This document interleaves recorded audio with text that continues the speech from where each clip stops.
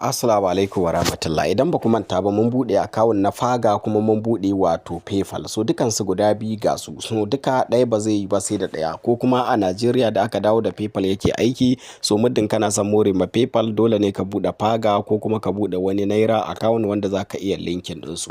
So bari ku ga yadda suke aiki gaba ɗayansu. So da farko za mu shiga cikin Paga akawun namu. Sai mu zo mu sign up. So kamar yadda kuka sani na yi amfani da thumbprint ne.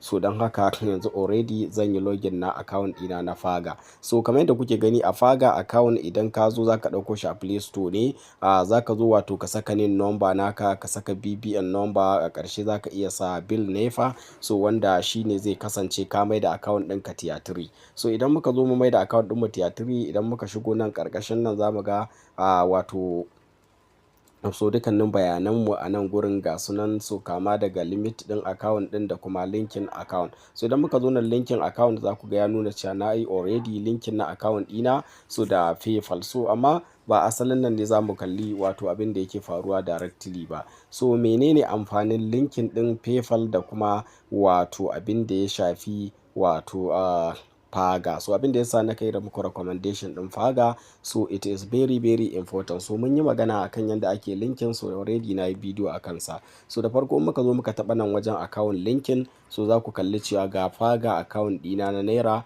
ga kuma PayPal ɗina wato already na yi linkin ɗinsa. So hanyoyin da ake bi a yi linkin ɗin, so na yi bidiyo a kai kuma bai da wani wahala. So just za ku yi adin ɗin email address ɗinku ne, amma ya zama date of birth ɗin komai da komai duk ɗaya ne.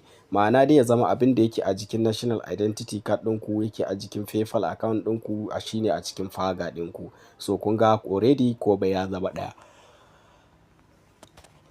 So after kun kammala wannan wato abubuwan wato account ɗinku ya zama ɗaya ne. So abu na gaba da za ku yi shine yanzu bari mu shiga cikin wato PayPal ɗinmu.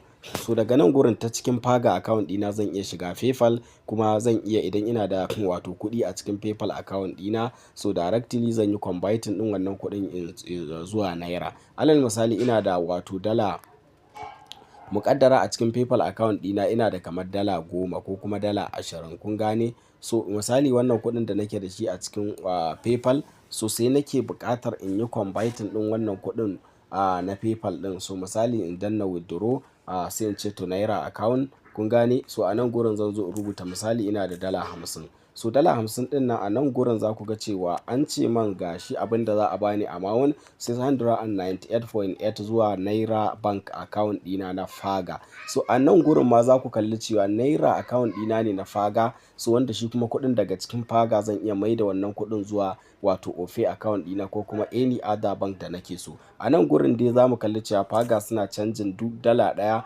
akan Naira 1,397, kuma canji ne mai kyau. So Paga ɗin nan wato it is very important, ya kamata duk wanda ke harka online so ya je ya buɗe Paga ko da baka da PayPal account. So idan kuma kana da PayPal account so za ka fi jin daɗin sa, kuma ana receiving payment irin na Facebook na wasu abubuwa platform da muke ɗanyi irin haka, so za ka iya receiving payment akan PayPal. So after ka yi receiving kuɗin ka ya shigo PayPal, so a nan gurin za ka ga balance ɗinka. So idan balance ɗinka ya zo ya bayyana a nan, so kurin za ka je ka shiga transfer sai ka tura kuɗin naku. So bari mu dawo kan Paga ɗin namu.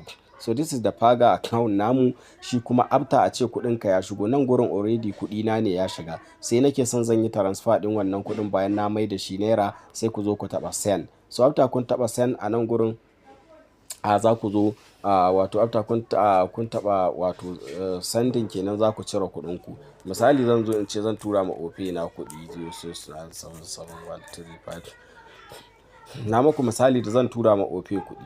So sai mu zo mu zaɓi wato Ofe account, kun gani, kuma kuna iya zaɓar First Bank da duk sauran bankuna da kuka sani. Already a nan gurin zan iya zuwa misali in rubuta ko nawa nake so, kawai na cire kuɗi na zuwa wato Ofe bank account ɗina. Sunan ita ce hanya da kuma sauƙin da yake da shi linkin ɗin PayPal da Paga account, ta hanyar da za ku iya converting ɗin dollar to Naira ba tare da wani ya cuce ku ba a wajen canji ko kuma wasu abubuwa. So a takaice da fatan kun ji daɗin wannan bidiyo, ku je ku ɗauko PayPal ku buɗe, is allowed to use in Nigeria. So tuni ya dawo a farkon shekarar 2026 ɗin nan.